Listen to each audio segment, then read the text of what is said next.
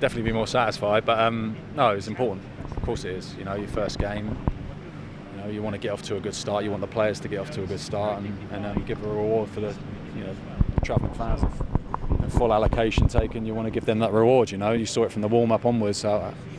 Right behind the team they were going to be and what they were expecting, and yeah, thankfully we were able to give that. What pleased you most about the performance today, would you say? I think both. There's definitely, of course, look, there's a lot to work on. I've only had a short period with them, so certain bits, I was interested today to see certain bits that we worked on in the week to come out in the game, and I think defensively for a first attempt, I was very pleased with it. There's certain areas which we could have done a lot better, and we'll need to tweak, but that's natural.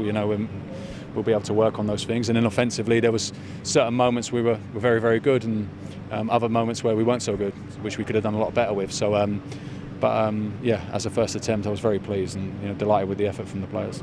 Big goals from Fletcher, and a big moment for Sam Winnell as well. 2 years since he scored for Sheffield Wednesday. The whole squad must be just delighted for it. Yeah, of course, and that togetherness, and everyone's going to be needed. But we created the best chances in the game.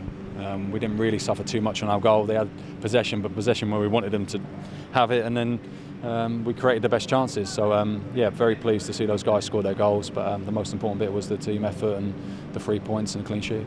You tweaked things a little with the 4-4-2 for Wednesday today. Was that just for today, or is this something we're going to see for Wednesday going forward? No, the way that we work, there's certain principles we follow, but the formations will change. Within that, and depending on what we need to set up for. But most of my focus is always on us, and pretty much everything is on what we do. So we have a couple of formations to allow ourselves to be adaptable, but even when you adapt the formations, the principles stay the same. And you saw that principle there today, how compact we were, how we can use those spaces to our advantage and then be able to hurt them. But then also there'll be times when we need to go on the front foot, how we train and play like that. So a lot of work to be done. I said the main part of this week was not to overbear the players with too much information. We can't do everything at once. We've not got a 6-week pre-season period where you'd put most of it in. So they're going to have to get up to speed with it, but without asking them to do too much too soon. So no, pleased, but a lot of work ahead of us. I'm sure both camps were having a lot of discussions throughout the week, a little bit of predicting, but yeah, I tried to base it around.